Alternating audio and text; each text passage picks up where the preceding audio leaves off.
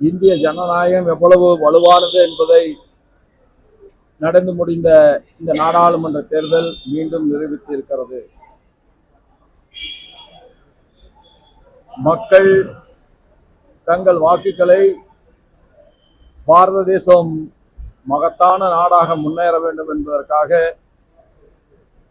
பாரத பிரதமர் நரேந்திர மோடி அவர்களுக்கு 3வது முறையாகவும் வாக்களித்திருக்கிறார்கள்.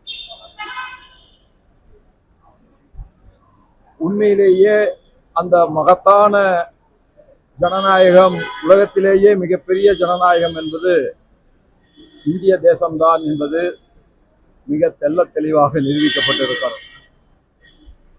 தமிழகத்தில் இருக்கின்ற தங்களை எல்லாம் மிகப்பெரிய வல்லுநர்கள் என்று சொல்லிக்கின்றதற்கு என்னுடைய ஒரே வேண்டுகோள், இப்பொழுதாவது உங்களுக்கு இவிஎம் மீது இருந்த சந்தேகம் முற்றிலுமாக போயிருக்கும் என்று நான் நம்புகிறேன். தமிழகத்தினுடைய வெற்றி எப்படி பாக்குறீங்க சார்? 40 தொகுதியில் வெற்றி திமுக சாதனை வெற்றி 40 தொகுதியில் வெற்றி ஏன்னா பணப்பட்டுவடாமல் அதிகமாக இந்த வெற்றி ஒரு முப்பெரும் விழாவாக குறிப்பா பிஜேபிக்கு ஒரு அழுத்தம் கொடுக்கணுங்கிறதுக்காக வெற்றி பெற்றவர்கள் கொண்டாடத்தான் செய்வார்கள். ஆனால் அதனால் தமிழகத்திற்கு நன்மையா இல்லையா என்பதை அடுத்து வருகின்ற தேர்தலிலே தமிழக மக்கள் தீர்மானிப்பார்கள் என்று நான் கருதுகிறேன். கோவையில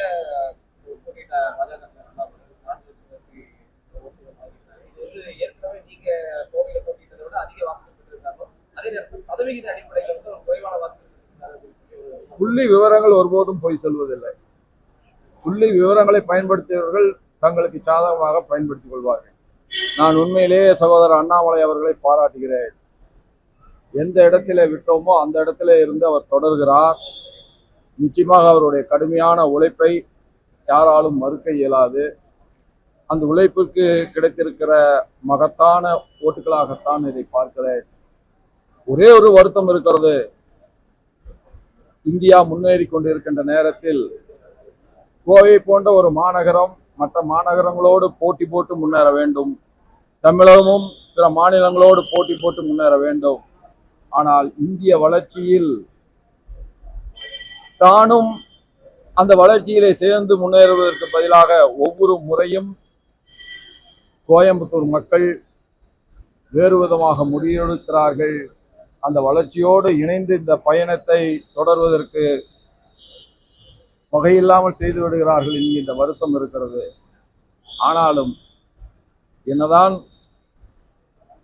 ஒரு மகத்தான முன்னேற்றத்திற்காக நாம் சிந்தனை செய்தாலும் மக்கள் ஆதரவு தருகின்ற வரை காத்திருக்கத்தானே வேண்டும். அதுதான் ஜனநாயகம். 20 வாரிசுகளுக்கு அமைச்சர்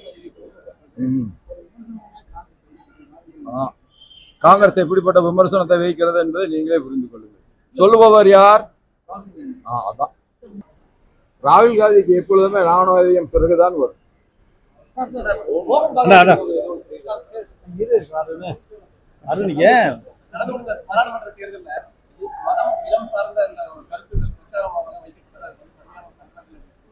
அவர் அப்படி சொல்லவில்லை. அவர் என்ன சொல்லி இருக்கிறார் என்று கேட்டால், எதிர் சிந்தனைகள் என்பது இருக்கத்தான் வேண்டும். ஆனால் அதுவே நாட்டினுடைய நலனுக்கு எதிரானதாக, முன்னேற்றத்துக்கு எதிரானதாக, ஒரு எதிர்மறை சிந்தனையாக மாறிவிடக்கூடாது. எல்லோரும் பிரச்சாரத்தில் ஈடுபடுகின்ற பொழுது உணர்ச்சி வயப்பட்டு தங்களுடைய கருத்துக்களை வைத்து விடக்கூடாது. நல் கருத்துக்களை மட்டுமே வைக்க வேண்டும் என்பதைத்தான் சொல்லியிருக்கிறார்.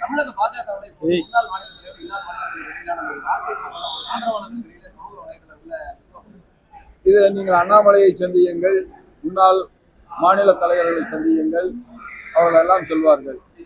நான் இந்த பொறுப்பில் இருந்து கொண்டு இது போன்ற கேள்விகளுக்கு பதில் சொல்வது நாகரிகமாக இருக்காது என்று. பாதகம் செய்பவரை கண்டால் நாம் பயங்கொள்ளலாகாது பாப்பா, மோதி மிதித்து விடு பாப்பா, அவர் முகத்தில் உமிழ்ந்து விடு பாப்பா. அண்மை செய்திகளை உடனுக்குடன் தெரிந்து கொள்ள இணைந்திருங்கள் இயம்நாடு தொலைக்காட்சியுடன்.